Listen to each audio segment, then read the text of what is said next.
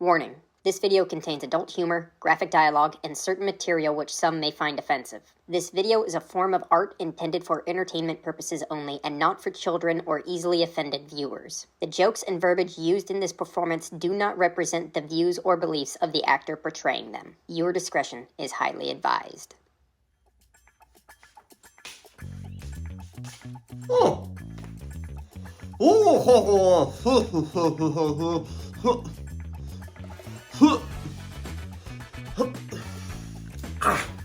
We're going to be talking about a lot of sex and shit this episode, and I'm going to be naked the whole time. So if naked Johnny sexy time it isn't exactly your cup of tea, well, now's your chance to go fuck yourselves.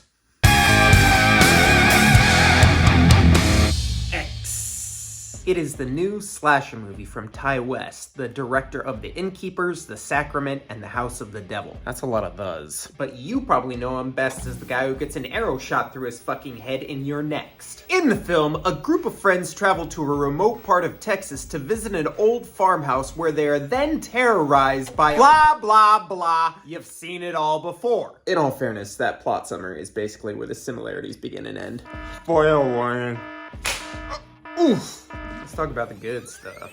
The characters. All the characters were pretty damn likable in this movie. Except RJ, who is a stupid, insecure little twat fart. Which is really refreshing for a slasher movie. I mean, under lesser direction, these characters would have fallen into their douchey stereotypes. But Ty West makes it perfectly clear that the fates of these characters are not intertwined with their lifestyle, but rather because they are trying to be genuinely helpful and kind characters. So that was a nice, fresh take. The sex factor. The whole driving force of this movie is sex, which is awesome.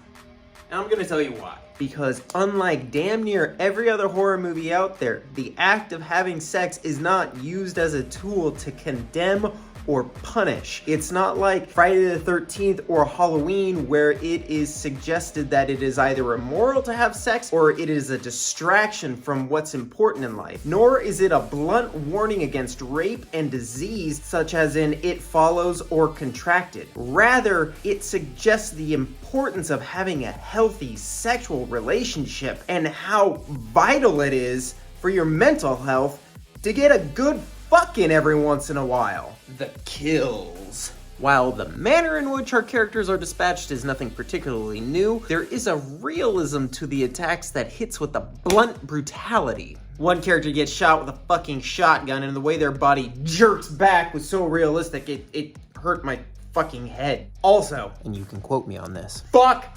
alligators. Sexual deviant. It was such a wonderfully original concept to have this old couple that can't really have sex anymore, yet the old woman is the horniest bag of bones you've ever met in your fucking life. So these old cocksuckers lure young people to their homes to potentially rape and murder them. Unfortunately, your boy here wouldn't last long in this scenario. You see, I already make married women uncomfortable because one look at old Johnny sit on my face Maresca and I get them all hot and bothered in ways their husbands haven't in years. You're welcome. That old hag would have jumped my bones, strung me up, and sucked me off till I was nothing but a violated pile of sand. Just like Emotep did to those dudes in The Mummy. Now it's time to talk about the shit. The shit. Cocaine. Now listen, kids.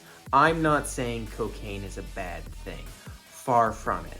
I wouldn't be where I am in my life today without cocaine. Cocaine saved my life. It can save yours too.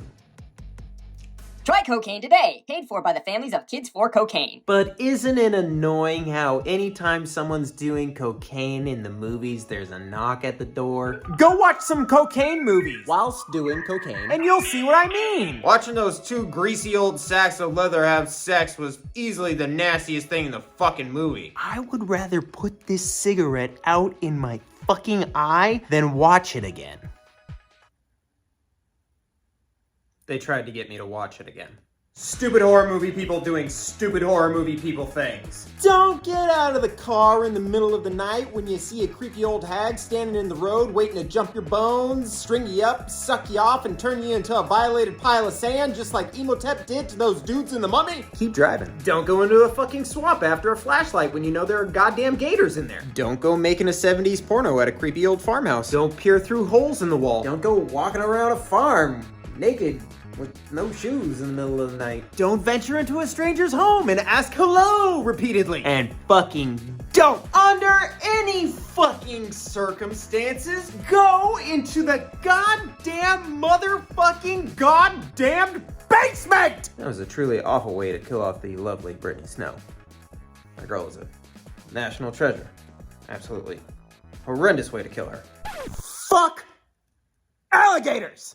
Fuck them! This is a great goddamn movie. And like many great horror movies, it has a lot more on its mind than just kills and gore. The scene in the middle of the movie where the characters talk about love and sex and how to not let the judgments of others dictate how you choose to live your life is a central theme in this film. The idea that we only get one go at this life, so you better damn well live it the way you want to. Otherwise, you'll find yourself an old hag filled with regret, longing for the days of your youth. And if that's not an idea we can all get behind, then I don't know what the fuck is. So I say watch the damn movie, rewatch the damn movie, and buy that shit when it comes out on Blu-ray. Well, gang, that about does it for this episode of the Jony Horror Reviews.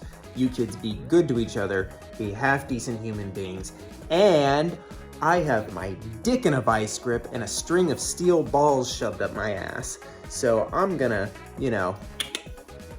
go fuck myself.